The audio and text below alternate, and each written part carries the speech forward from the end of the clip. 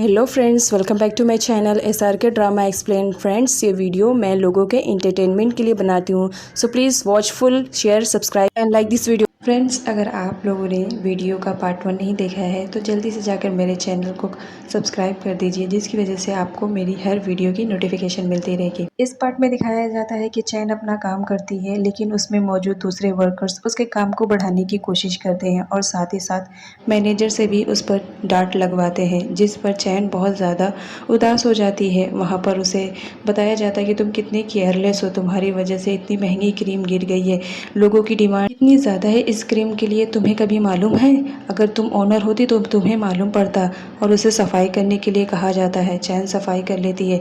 चैन घर लेट जाती है, जिस पर यंगडू उसके पास आता है और उससे पूछता है कि क्या बात है, तुम घर लेट क्यों आई और साथ ही साथ तुम रो भी रही हो। जिस पर चैन उसे बता देती है कि मेरे साथ आज ऐसी ऐसी प्रॉब्लम हुई, लोग मुझे बहुत इरिटेट करते हैं और साथ ही साथ मुझे बहुत परेशान करते हैं, तुम्हारी तरह तुम भी तो मुझे कितना ज़्यादा परेशान करते हो। यंगडू बोलता है बस इतनी सी बात। नेक्स्ट डे वहाँ पर सारे लोग काम में बिजी रहते हैं, तभी वहाँ का बेस्ट क्रीम वाला ओनर खुद ही पर्सनली क्रीम लेकर आता है, जिसे देखकर मैनेजर शॉक्ड हो जाती है और उससे बहुत प्यार से बात करती है। तभी वो क्रीम वाला देखता है कि चैन सामने खड़ी रहती है, तो वो दोनों को साइड करके चैन के पास जाता है और उसे मैम मैम बोलता है। ये देखकर दोनों लड़कियां शॉक्ड हो जाती हैं। वो बोलता है कि कभी भी आपको ज़रूरत पड़ेगी तो आप मुझे सिर्फ एक कॉल कर दीजिएगा, मैं महंगे से महंगी क्रीम आप तक कर पहुंचा दूंगा। उसके बाद वो चला जाता है। दोनों लड़कियां बोलती हैं तुम्हारी पहचान कितनी अमीर लोगों से है। उसके बाद दिखाया जाता है कि चैन और यंगडू दोनों दादी से मिलने के लिए आए हुए रहते हैं। दादी की तबीयत ज़्यादा ख़राब रहती है, तो वो लोग उनसे मिलने के लिए आए हुए रहते हैं। दादी उनको देखकर बहुत ज़्यादा खुश हो जाती है और बोलती है कि तुम दोनों की शादी तो हो गई है, तो तुम्हारा प्लान क्या है? तो हमारी चैन बोलती है कैसी प्लानिंग? जिस पर वो बोलती है कि तुम्हारी तो प्लानिंग हो गई है, अब मुझे भी एक प्यारा सा बेबी दे दो जिसे मैं खिलाऊं, जिसकी वजह से मेरी तबीयत भी ठीक रहेगी। ये बात सुनते ही चैन तो शर्मा जाती है। उसके बाद वो वहाँ से जाने लगती है। इस बात पर दादी हंसने लगती है। उसके बाद वो जाती है और यंगडू की सिस्टर से पूछती है क्या तुम मुझे बता सकती हो वॉशरूम कहाँ है? यंगडू की सिस्टर तो पहले से उससे जेलेसी फील करती है। वो उसे एड्रेस तो बताती है और उसके बाद बोलती है ठीक है तुम जा सकती हो। चैन जाने से पहले अपना पर्स वहीं पर रख देती है। यंगडू की सिस्टर के माइंड में प्लानिंग चलती है। वो अपनी इयररिंग्स निकालकर उसके बैग में रख देती है। चैन और यंगडू शाम को जब घर जाते हैं तो उसकी सिस्टर रोकती है और वो बोलती है कि मेरी इयररिंग्स तुमने चुराए हैं, क्योंकि वॉशरूम में मेरे जाने के बाद तुम गई हो और मैंने अपनी वहाँ पर डायमंड की इयररिंग्स उतार कर रखी थी, तुमने मेरी इयररिंग्स को चुराया है। जिस पर चैन साफ मना कर देती है कि मैंने तुम्हारी इयररिंग्स नहीं चुराई है, मैंने तो देखी भी नहीं है कि तुम्हारी इयररिंग्स कैसे है। वो बोलती है तुम कितनी चालाक हो, इतनी चालाक के साथ तुम थीफ भी हो। उसके बाद वो उसका पर्स लेती है और बोलती है कि ठीक है मैं खुद ही चेक कर लेती हूँ। वो चेक करती है तो उसकी डायमंड की इयररिंग्स उसी पर्स में रहती है, क्योंकि उसी ने खुद ही रखा था। जिस पर यंगडू बोलता है ठीक है कोई बात नहीं। वो पुलिस को कॉल करता है और बोलता है कि जब पुलिस आएगी तो फिंगरप्रिंट्स मैच करेगी, जिससे ये मालूम पड़ जाएगा कि चोरी किसने की है। जिस पर उसकी सिस्टर परेशान हो जाती है कि अगर मेरी चोरी पकड़ी गई तो फिर मेरा भाई मुझे छोड़ेगा नहीं, जिसकी वजह से यंगडू को समझ में आता है कि ये काम मेरी बहन ही ने किया है। उसके बाद वो चैन से सॉरी बुलवाता है, जिस पर उसकी सिस्टर सॉरी नहीं बोलती है, लेकिन भाई के कहने पर वो सॉरी बोलकर वहाँ से चली जाती है। चैन बहुत ज़्यादा उदास रहती है कि उस पर चोरी का इल्ज़ाम लगाया गया है।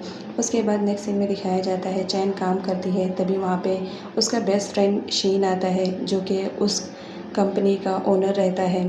सारी लड़कियां उसे इंट्रोड्यूस कराती हैं, लेकिन चैन तो उससे पहले ही जानती थी, क्योंकि वो लोग क्लासमेट भी थे। जिस पर सीन पर्सनली उसे बताता है कि मैंने जब एम्प्लॉयज़ लिस्ट में तुम्हारा नाम देखा तो मुझसे रहा नहीं गया और मैं तुमसे मिलने के लिए आया।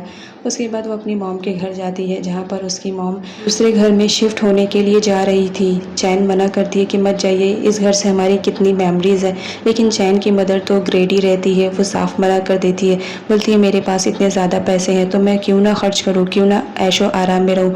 और साथ ही साथ वो ये भी बता देती है कि मैंने तुम्हें सेल कर दिया है क्योंकि मुझे पैसों की सख्त ज़रूरत थी। जिस पर चैन बहुत ज़्यादा रोती है कि मेरी मॉम ने ही मुझे सेल कर दिया है।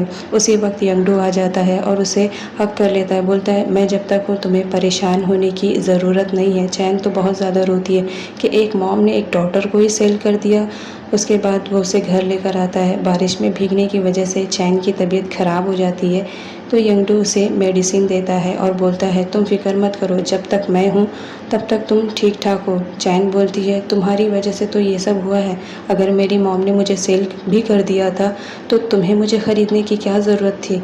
इससे पता चलता है कि तुम भी वैसे हो। उसी वक्त यंगडू को एक कॉल आता है जिस पर उसके डैड समझाते हैं कि मैंने जो किया सही किया, मैंने ही तो उसकी मॉम से उसे परचेज़ किया है। उसके बाद यंगडू सीधा चैन के मॉम के घर पर जाता है और उन्हें वार्न करता है कि आइंदा अगर आपकी वजह से चैन की आंखों में आंसू आए तो याद रखना, जितने भी पैसे आप ली हैं मुझसे वो सारे पैसे मैं रिटर्न ले लूँगा, अदरवाइज़ चैन ने डिवोर्स भी लिया तो भी मैं रिटर्न ले लूँगा।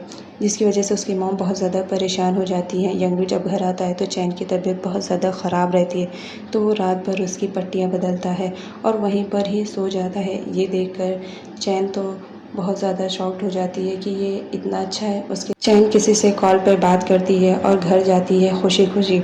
उसके बाद वो यंगडू के लिए कुछ डिनर तैयार करती है, तो यंगडू को फ़िश से एलर्जी रहती है, जिसकी वजह से वो चैन पर गुस्सा होता है कि तुम्हारी हिम्मत कैसे हुई इस घर में फ़िश लाने के लिए, तुम्हें मालूम है मुझे फ़िश से एलर्जी है, और बहुत ज़्यादा उसे सुनाता है।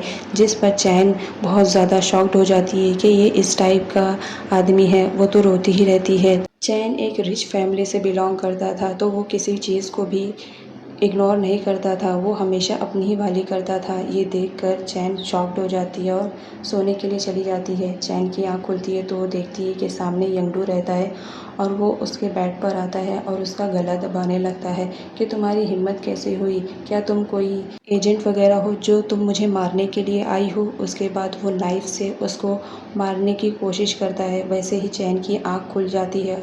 वो इतना ज़्यादा शॉक्ड रहती है कि उसे याद भी नहीं रहता है कि ये तो बस एक ड्रीम है। उसके चिल्लाने की वजह से यंगडू उसके कमरे में आता है, जिस पर चैन बोलती है कि वो नाइफ़ कहाँ है, जिस नाइफ़ से तुम मुझे मारने वाले हो। यंगडू बोलता है यहाँ कोई नाइफ़ नहीं है, देखो तुम चिल्ला रही थी तो मैं आया हूँ, अब तुम ठीक हो ना।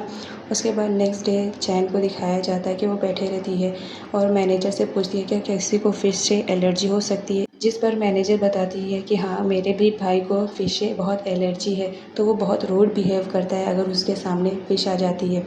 उसके बाद चैन का काम फिनिश हो जाता है, वो वहाँ से जाने लगती है, तभी वहाँ पर शीन आ जाता है और उससे बोलता है कि हम दोनों कुछ टाइम स्पेंड कर सकते हैं, कितने दिनों बाद आप मिले हैं। जिस पर चैन एग्री हो जाती है। शीन चैन को बहुत ज़्यादा लाइक करता है, बट वो मैरिड रहता है। उसके बाद वो उससे बोलता है कि मुझे तुमसे मिले काफ़ी दिन हो गए हैं, अभी तुमसे मिला हूँ, मुझे कितना अच्छा लग रहा है। उसके बाद वो लोग बातें करते रहते हैं कि सामने यंगडू रहता है, वो चैन के लिए फ्लावर्स लेकर आया हुआ रहता है। उन दोनों को ऐसा देखकर उसे बहुत जेलसी फील होती है और वो सीधा चैन के पास आता है। चैन गिरने वाली रहती है तो शीन उसे बचा लेता है। ये देखकर यंगडू से तो रहा नहीं जाता है। उसके बाद यंगडू वहाँ पर आता है और शीन से बोलता है तुम्हारी हिम्मत कैसे हुई इस लड़की को टच करने के लिए, इसे मेरे अलावा कोई भी टच नहीं कर सकता है। जिस पर शीन बोलता है तुम कौन हो। तो यंगडू बता देता है कि मेरी इससे शादी हो चुकी है और इससे तुम जितना दूर रहोगे उतना बेटर रहेगा, क्योंकि यंगडू कहीं ना कहीं चैन से प्यार करने लगा था, तो वो नहीं चाहता था कि मेरे अलावा कोई उसे टच करे और उसे किस भी कर लेता है। जिस पर चैन बहुत गुस्सा हो जाती है कि मैं इंसान हूँ, मुझे इंसानों की तरह ट्रीट करो, प्लीज़ एनिमल्स की तरह मत करो, तुम्हारी जो मर्जी आती है तुम जहाँ चाहे वहाँ मुझे किस कर लेते हो, ये मुझे बिल्कुल भी अच्छा नहीं लगता है। चैन सीन से सॉरी बोलती है कि मेरी वजह से तुम्हें इतनी प्रॉब्लम हुई, इसके लिए सॉरी।